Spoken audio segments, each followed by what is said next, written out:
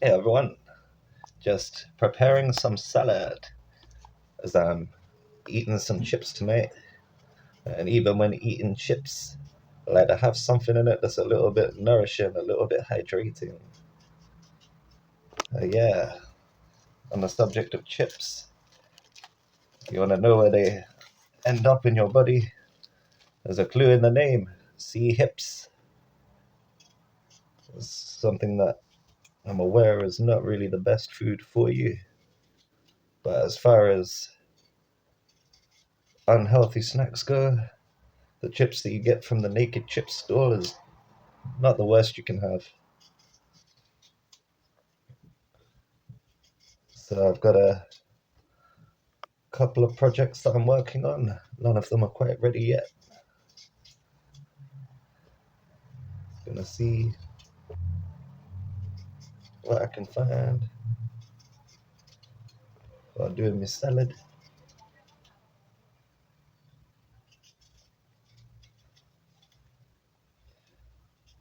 Like eating salads. Might be because I'm Year of the Rabbit. I enjoy all of the rabbit food. Also an Aries. Sheep tend to much be vegetarian themselves. It's a weird one, really. I got into eating vegetarian after discovering the health benefits from eating proper meat. That was the first step, as to start buying things from a company that's no longer around. Sadly, it was called Farm Drop. They used to bring you proper meat, as in still had blood in the bag meat. None of this been drained of all the blood and injected with water to try and make it puff out more and look nicer for the customers. And that's pretty much as good as meat gets. But after that, it was started to get into Santos Bonacci a lot more. And he kept pointing out that all of the best philosophers, all of the greatest minds of the past, they're all vegetarian. And he claims that when he found vegetarianism, that syncretism found him. Well, my story was the same, but in reverse. I discovered the syncretism first. And after that, the vegetarian and veganism found me. I'm at the stage where I'm still eating junk food, but the majority of what I eat is raw, natural, hydrating fruits and vegetables, or nuts, which I am aware is a bit more of a junk food as well. Actually, protein, you don't actually need that much protein in your system. Because when you consume protein, your body has to break it down into amino acids and then build back up using the DNA coding of your being into new proteins. So eating protein is one of the messiest forms of digestion, really. It gives your body a lot of extra work to do. It doesn't burn very clean, especially not when you're using these supplement powders like whey protein. And they even say on the package, it's like, hey, this stuff was going to be thrown in the bin, but we managed to find a way of repackaging it and selling it to you. I think the concept behind eating large amounts of protein when you're trying to do extreme things with building muscles, like, yeah, your body will find a way of just using what it has.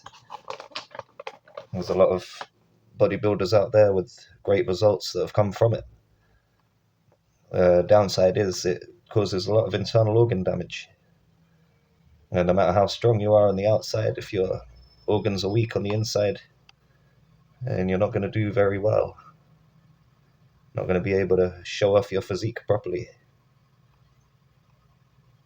One day you'll be out jogging.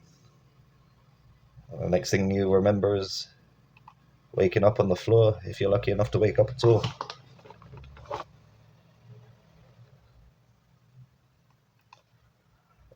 When your body is given the correct fuel, you still be able to achieve quite a lot. I've managed to put on muscle before using just fruit diet. Seen plenty of people on YouTube as well that do fruit-based bodybuilding. I think the world tries to convince you that you will die if you don't have these things. It's like with fasting. Before I got into fasting, I wasn't very convinced that I'd be able to last very long on it. So you can only last a couple of weeks without food. The first fast I did was 80 days. After a while of surviving on just liquids, I realized that most of what I had thought that the world wasn't quite as it appeared to be. And I think people out there that have taken dry fasting to extremes and gone past 4 days, 5 days, gone past a week, which shatters the other thing that we were told: you can only last without water for 3 days. I mean, not that that's not good advice if you're on a standard Western diet and you find yourself stranded. You probably do only have 3 days to live before you dry up. But then if you've been spending the last month having nothing but juicy fruits, then chances are you're not going to be dead after just a few days of no water. Your body might have retained enough hydration, provided it isn't too hot where you're stranded. Could be able to stretch your survival out for another couple of weeks, maybe. Maybe not weeks. Might be able to stretch your survival out an extra few days. Give you a little bit longer to find a water source that you can trust. Preferably running water. Find a stream. So as soon as water sits, it's when life starts to develop within it. It's very difficult to detect what's in the waters. Best thing you could do is try and find something juicy. Something like a coconut, piece of fruit. Thanks for watching. Stay tuned for more.